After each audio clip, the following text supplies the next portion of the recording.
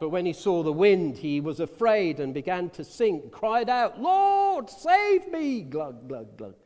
Immediately, Jesus reached out his hand and caught him and smiled at him with that kind of smile. I'm sure of it. And he said to Peter, "You of little faith," he said, "why did you doubt?" as he pulled him back up. And when both Peter and Jesus climbed into the boat, the wind died down. Then those who were in the boat worshipped him. Well, you would, wouldn't you? Saying, "Truly, you are the Son of God." Great story. Have a look at it this week if you haven't got a Bible thing to bounce off into your week this week. Great story to have a bit of a ponder over. But I've got three things, very quickly, strangely enough, three things to throw into this. Three fearless tips, or three tips to help us be less fearless fearful this week. And here's the first one. You have to question the thing. Question the thing. The thing is whatever is walking towards you in an intimidating way in your life, or walking towards the church, our church, SBC. It's the thing that's creating fear in us. It's the thing that's threatening us and maybe unsettling us.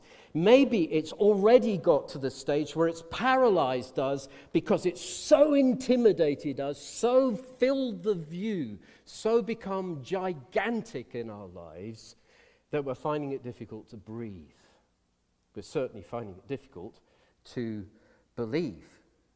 So, out on the water, some understandable conclusions will have been reached. And come on, give them a break. You know, we know this story. We know how it turns out. They did not.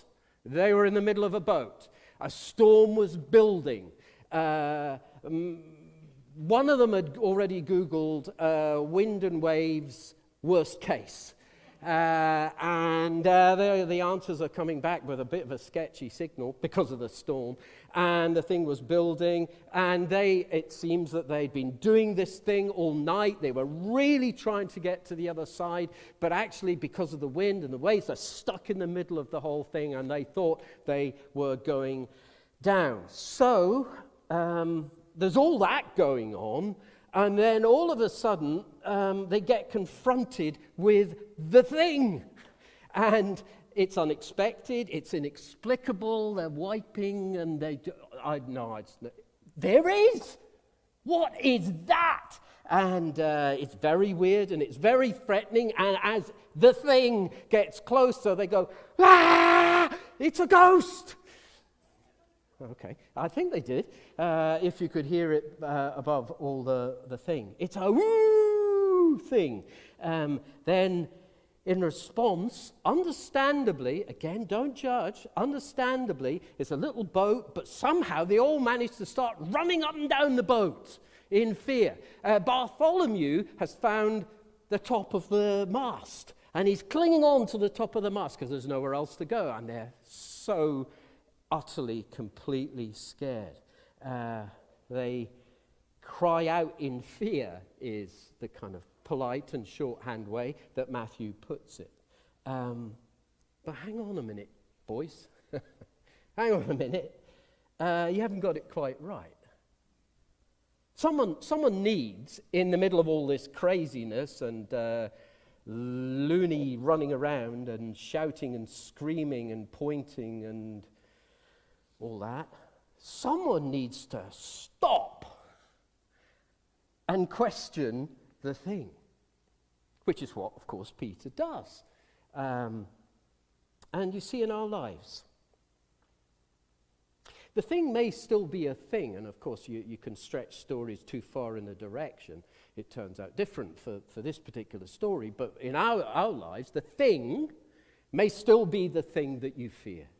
The thing that is intimidating, crushing, paralyzing, looming may still turn out to have power that is not feeling very positive. But I want you to notice this, and I want you to think about this.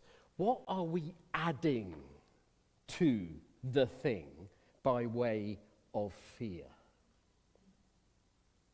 What conclusions might you be jumping to this morning? Because this thing is beginning to build, because this thing is beginning to threaten, because this thing looks like it's just going to get bigger and bigger and bigger, and if it does, then this will happen, then this will happen, then this will happen, then this will happen, glug, glug, glug, glug, glug, glug. That's what we do. To challenging situations, we tend to add lots more fear. And so we need to stop. Now this means different things to different people, and maybe some of us need to maybe apply this in relation to church, in relation to the future of the church here. But we need to stop and question the thing and work out what we're adding to it. Because sometimes in life the challenges are big enough without our nonsense added on top of it. I'm going to say this one last time in this context. Am I making any sense here? Or is it just me that does this stuff? We add to it.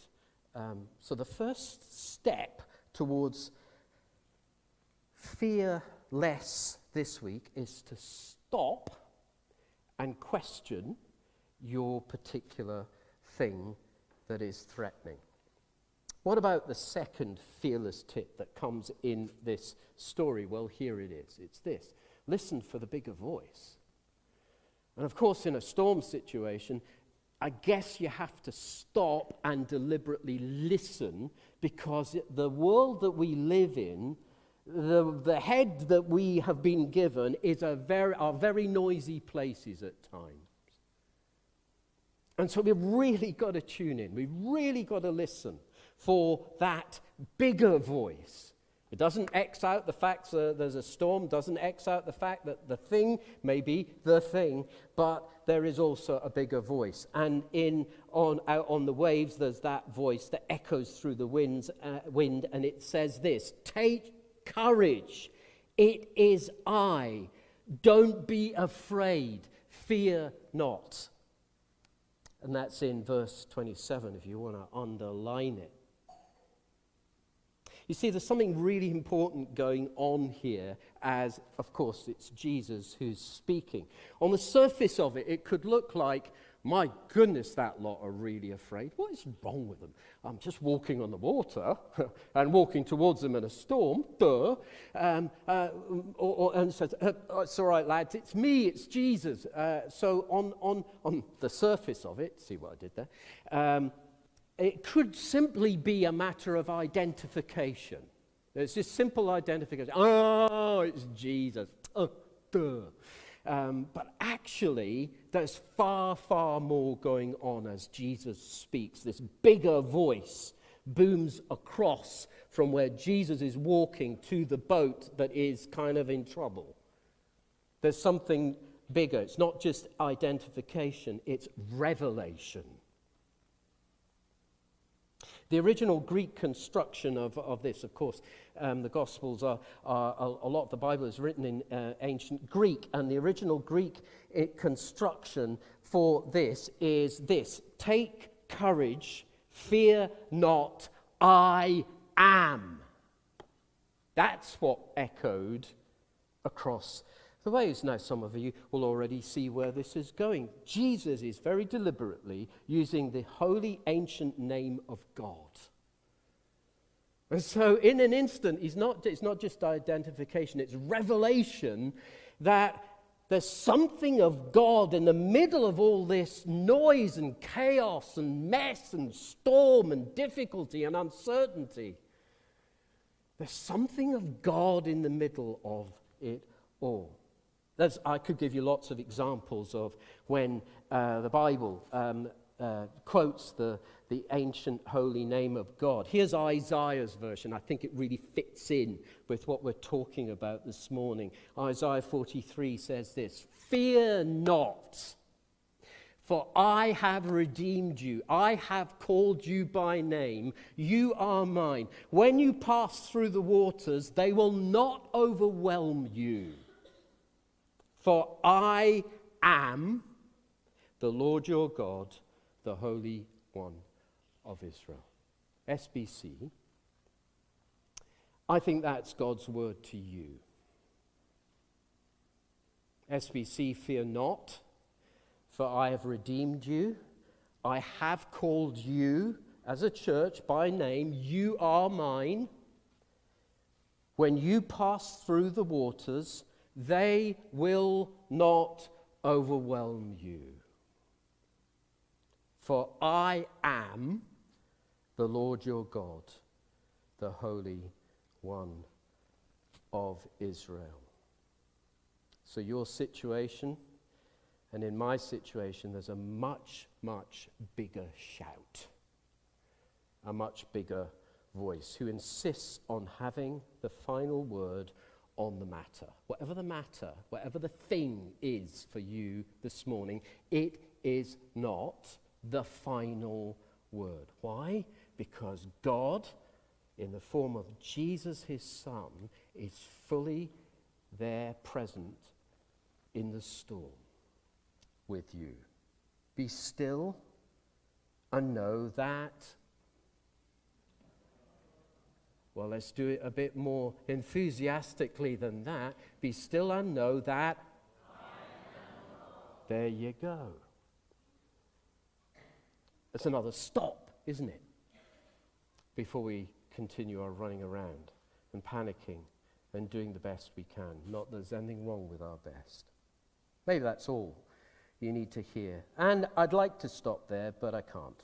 So the first part of the fearless strategy is this: stop, question the thing. The second is stop, listen for the bigger voice. The third thing, I'm afraid, well, you know what I mean, is counterintuitive and what you may not feel like doing. This thing that you need to do this week, that you need to do in the weeks to come.